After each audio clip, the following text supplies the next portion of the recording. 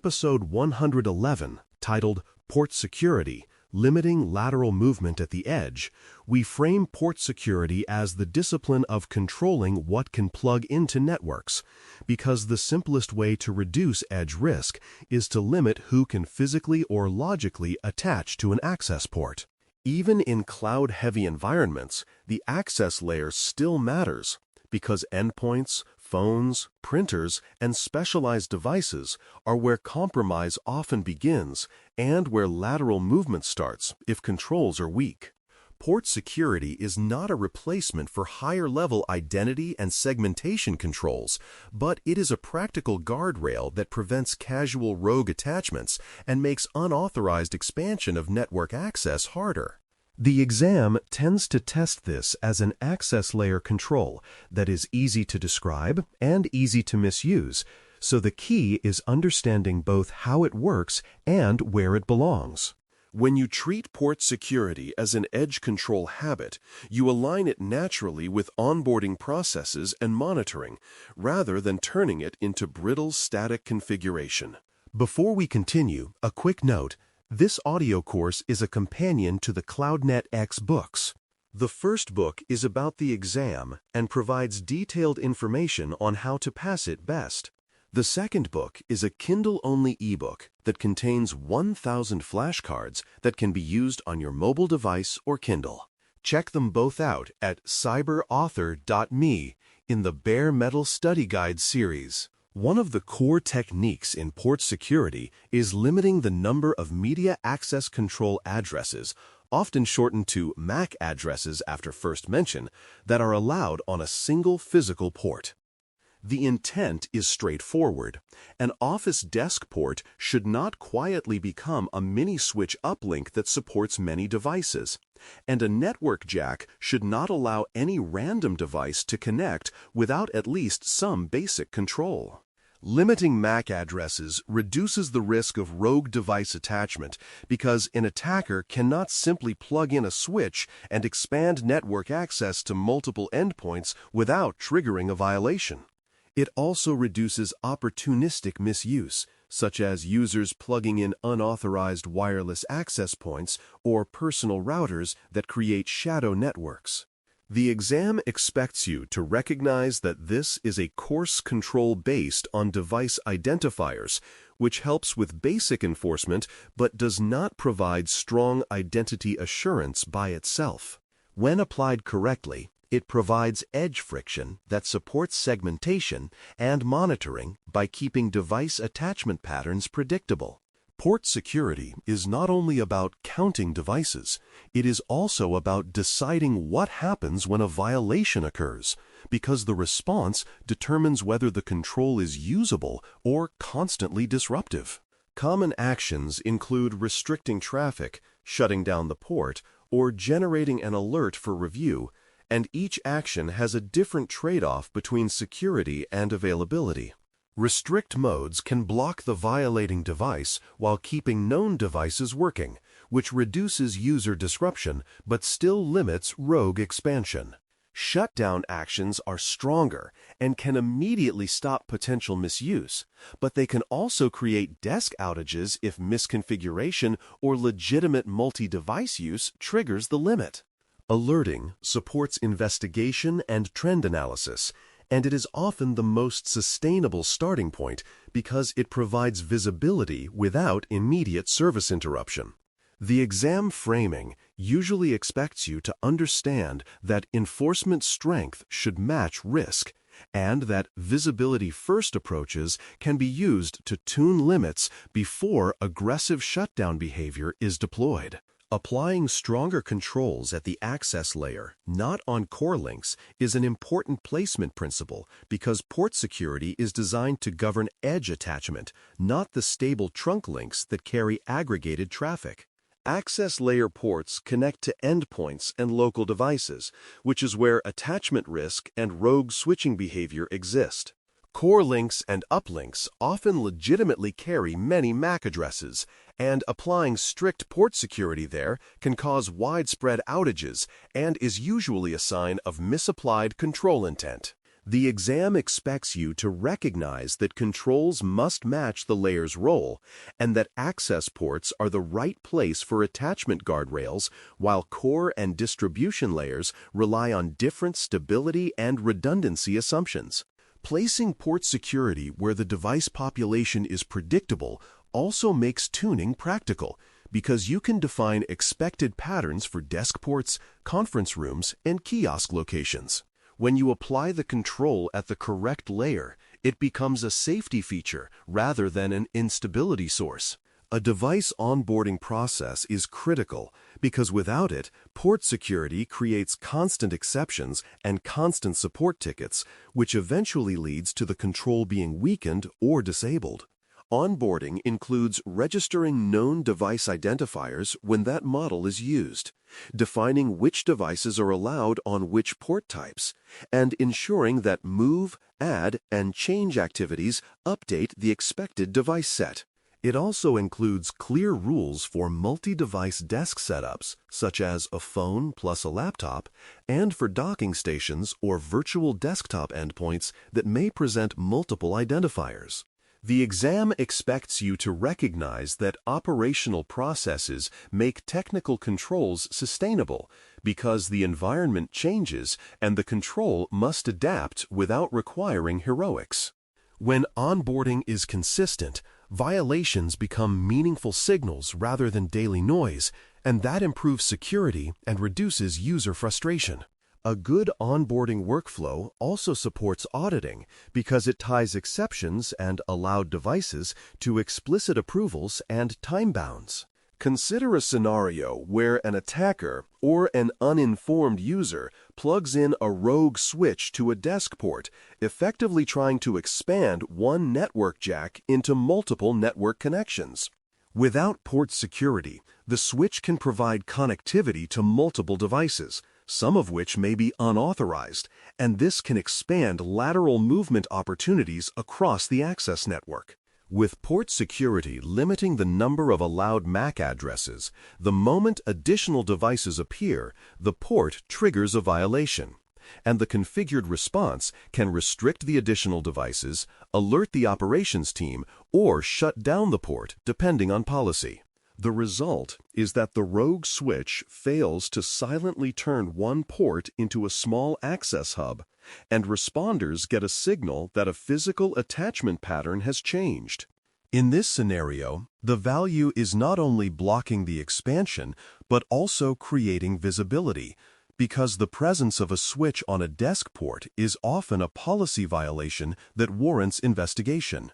The exam tends to reward this example because it shows how a simple edge control can prevent an easy path to network sprawl and unmanaged attachments. A common pitfall is misconfigured limits that block legitimate phone plus laptop setups because many desks legitimately have more than one device attached through a phone pass-through port or a docking station. If port security is set to allow only one MAC address, a user connecting a laptop behind a phone can trigger a violation and lose connectivity, creating immediate user impact and support load. The fix is not to abandon port security, but to set limits that reflect realistic desk usage patterns and to test them in representative environments. The exam expects you to recognize that policy must match reality, because controls that break routine business will be bypassed or will generate exceptions that defeat the purpose. This pitfall also highlights the importance of visibility mode and staged rollout, because you can observe typical device counts per port before enforcing strict limits. When limits are tuned to real desk patterns, port security becomes effective without being disruptive. Another pitfall is relying on MAC addresses only without identity controls, because device identifiers can be spoofed and because device presence does not prove user identity or device compliance. An attacker can observe an allowed MAC address and impersonate it, or a compromised device can remain allowed even while behaving maliciously. This is why port security should be seen as a coarse attachment control, not as a strong authentication method, and the exam typically expects you to connect it to stronger identity mechanisms for real assurance. Port security can restrict casual expansion and reduce noise, but identity-aware access decisions require authentication methods that bind access to users and managed devices. When you rely solely on MAC-based controls, you create a fragile trust model that can be bypassed by a determined adversary and that does not support accountability. Pairing port security with identity controls prevents this pitfall by adding strong proof and policy enforcement beyond simple device counting.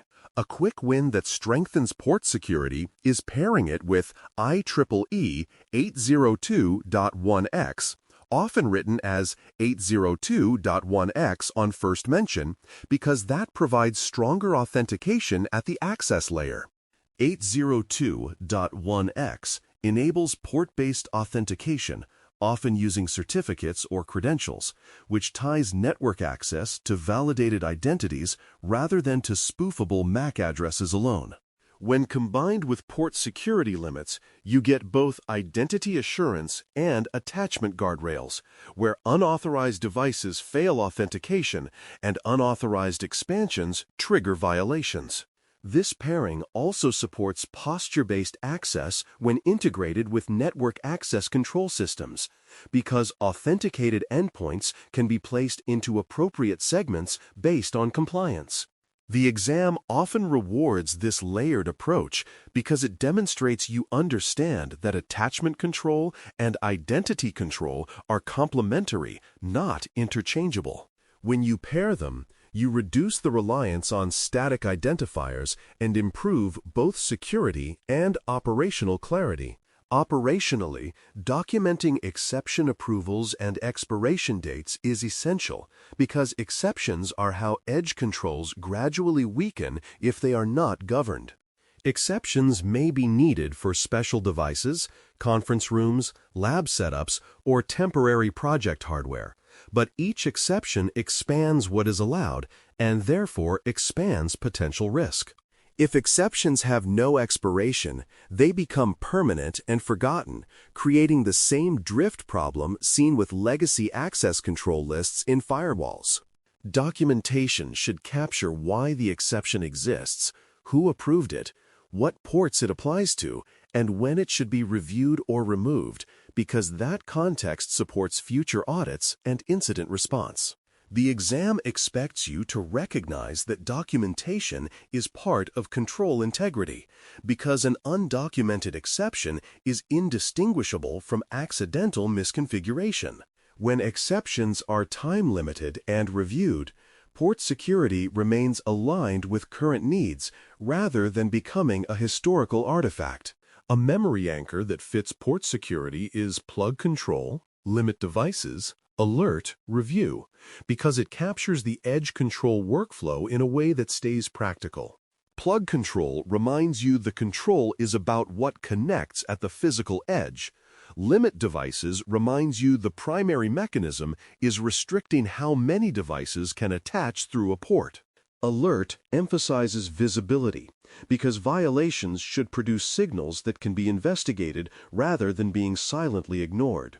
Review captures the operational cycle of tuning limits, managing exceptions, and confirming that enforcement outcomes match real desk patterns over time.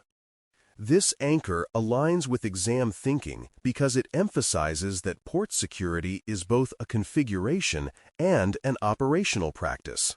When you can narrate the workflow, you show you understand how to deploy the control without creating constant outages. For office desk ports, choosing port security settings should reflect realistic device attachment patterns and the desired enforcement strength, because desk ports are predictable enough to benefit from guardrails but varied enough to require tuning. Many desks legitimately support a phone and a laptop, and some support docking stations or additional peripherals, so limits should be set to accommodate expected use without turning every desk into a violation event. The violation action should match tolerance for disruption, where alerting or restrict modes can provide early visibility and tuning data, while shutdown should be reserved for environments where attachment risk is high and support processes are mature. Pairing with 802.1x strengthens identity assurance and reduces reliance on Mac-only controls, improving both security and accountability. Exceptions should be rare, documented, and time-limited, ensuring that special cases do not quietly become the default. The exam expects you to show that settings are chosen based on user patterns and risk, not based on an arbitrary most secure selection. As a mini-review, the goal of port security is to prevent unauthorized or unexpected device attachment at the edge and to reduce easy lateral movement pathways created by rogue switches and unmanaged devices, while the trade-off is that overly strict limits can block legitimate multi-device setups and increase support load. The control is most effective when applied to access ports with predictable attachment patterns and when paired with stronger identity mechanisms such as 802.1x. It is less effective as a standalone identity proof because MAC addresses can be spoofed, and it requires onboarding and exception governance to remain usable.